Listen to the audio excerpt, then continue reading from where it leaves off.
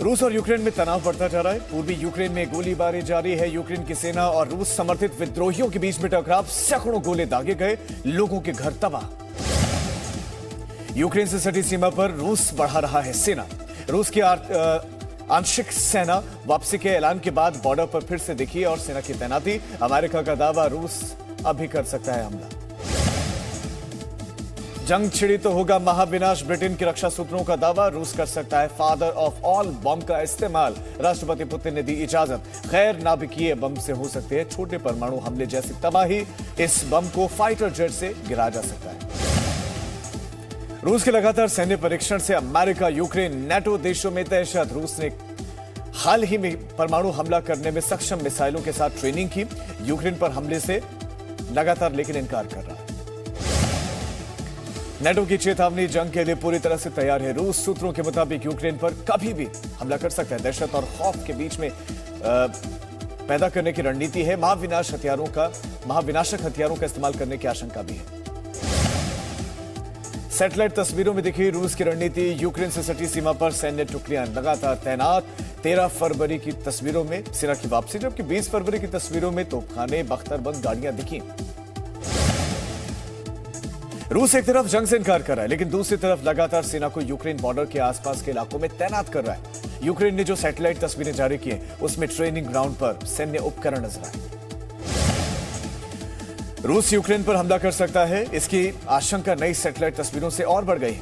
Ukraine border से महज 15 kilometre की दूर पर सैटेलाइट तस्वीरें हैं। जंगलों और औद्योगिक क्षेत्र में रूस की सेना की नई तैनाती, साथ ही सेना की मौजूदगी के पैटर्न में भी बदलाव दिखा। पूर्वी यूक्रेन में अलगाववादियों के समर्थन में लोगों ने घरों पर झंडे लगाए। रूस समर्थित विद्रोहियों का दावा, यूक्रेन की सेना ने पूर्वी यूक्रेन में भारी गोलीबारी की। रूस बॉर्डर पर मौजूद एक गांव पर गोले बरसाए, 2 नागरिकों की मौत हो गई। जंग के हालात के बीच में आम लोगों को सबसे ज्यादा नुकसान पूर्वी यूक्रेन में हो रहे बारूदी टकराव में रिहायशी इलाकों में बर्बादी का मंजर, बिजली और गैस की सप्लाई कटी।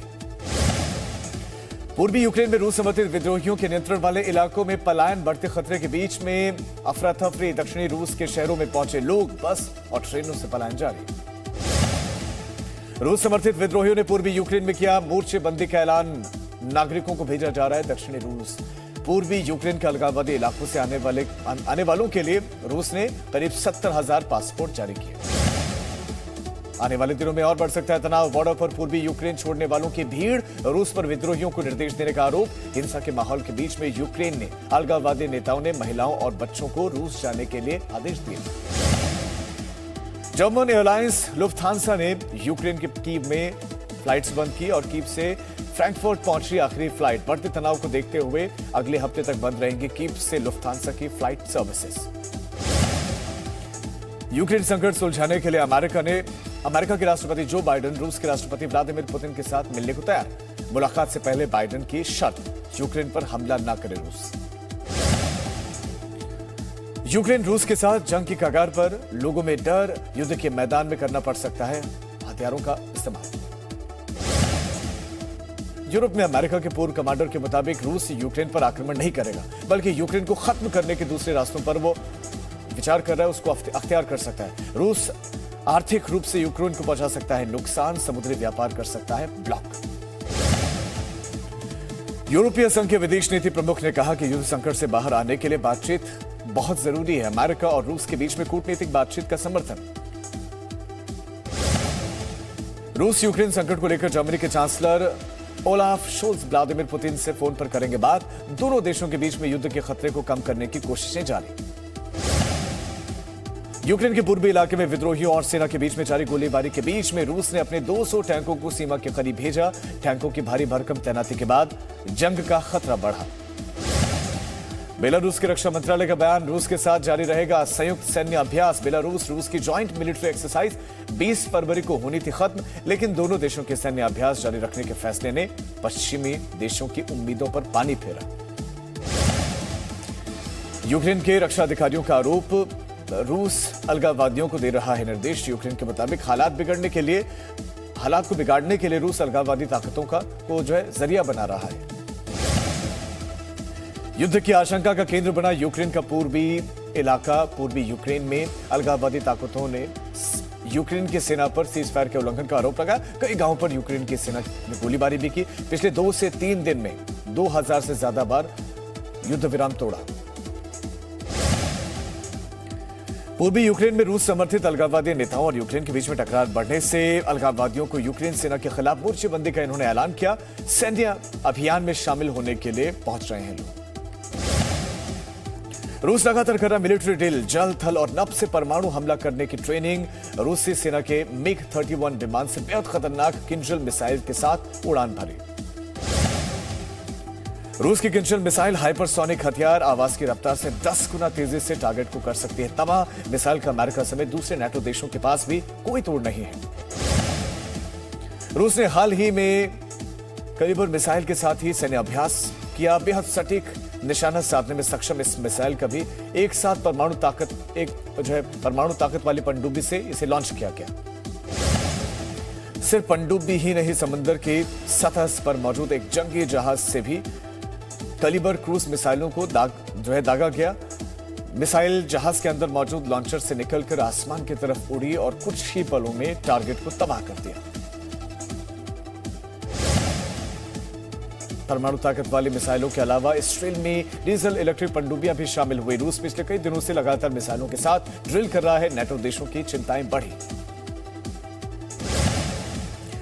पूर्वी यूरोप में नाटो मजबूत कर रहा है सैन्य तैनाती। जर्मनी की मिलिट्री बेस से बख्तरबंद टैंक और तोप की खेप लिथुआनिया पहुंची और लिथुआनिया में नाटो के 1200 सैनिक तैनात, जिनमें से 600 जर्मनी के हैं।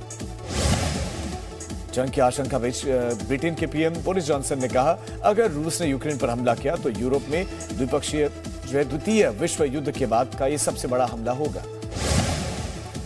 रूस की सेना को लेकर अमेरिका का अंदाजा भी गलत निकला। रूस ने कहा कि यूक्रेन को लेकर अमेरिका और नाटो पर भरोसा नहीं किया जा सकता। रूस के मुताबिक नाटो, यूरोप और अमेरिका रूस के सैन्य अभ्यासों को बढ़ा चढ़ाकर पेश कर रहे हैं, जबकि रूस बेहद पहले से इन सैन्य अभ्यासों की घोषणा कर चुका था। अमेरिका के मुताबिक अभी यूक्रेन से लगने वाली सीमाओं पर रूस के 1.5 लाख से ज्यादा सैनिक तैनात हैं और सैन्य मौजूदगी के इसी आकलन की वजह से नाटो पूर्वी यूरोप में अतिरिक्त सैन्य बल भेज रहा है। बॉर्डर पर हालात को देखते हुए जर्मनी ने भी यूक्रेन में मौजूद अपने नागरिकों को वहां से जल्द बाहर निकालने के लिए कहा है। लगातार बिगड़ते हालात के बीच में इजरायल ने भी अपने नागरिकों और राजनयिकों से तुरंत यूक्रेन छोड़ने के लिए एडवाइजरी जारी की है। जंग जैसे माहौल के बीच में खबर है कि रूस कई इलाकों में अब यूक्रेन की सीमा से सिर्फ 5 किलोमीटर की दूरी पर है। रूस के टैंक और रॉकेट लॉन्चर सीमा के बेहद करीब पहुंच चुके हैं। दोनों देशों के बीच में हालात खतरनाक दिशा में बढ़ रहे हैं। रूस और यूक्रेन के बीच तनाव कम नहीं हो रहा है। पूर्वी यूक्रेन में स्थिति गंभीर बनी हुई है। बॉर्डर इलाकों में भारी गोलीबारी हो रही है। खतरे को देखते हुए डोनबास इलाके में लोगों को सुरक्षित जगह पर ले जाने की अपील की जा रही है। अलगाववादियों के हमले में अपने 2 सैनिकों के जवान का जाने के बाद से यूक्रेन की सेना ने भी जोरदार पलटवार किया। जानकारी के मुताबिक यूक्रेन की सेना ने रूस के समर्थित अलगाववादियों के कई ठिकानों पर ताबड़तोड़ हमले किए। पूर्वी यूक्रेन में अलगाववादियों पर कार्रवाई के बाद यूक्रेन ने सफाई दी। यूक्रेन ने साफ किया कि उनकी कार्रवाई अलगाववादियों के खिलाफ थी और उनका कोई भी गोला रूस की सीमा में नहीं गिरा और इससे पहले रूस ने यूक्रेन पर सीज फायर तोड़ने का आरोप लगाया था। यूक्रेन के मुताबिक पूर्वी सीमा पर फॉरवर्ड पोस्ट पर रूस कर रहा है हमले। कैलिबर ग्रेनेड लॉन्चर के साथ साथ मोर्टार दागे गए। साथ ही साथ रूस एंटी टैंक ग्रेनेड लॉन्चर्स का भी इस्तेमाल कर रहा है। यूक्रेन के समर्थन में अमेरिका के वॉशिंगटन में मार्च। लोगों ने की यूक्रेन में शांति बहाली की अपील। व्हाइट हाउस तक परेड की गई। Presenting B News app available on Google Play and App Store. Download it now.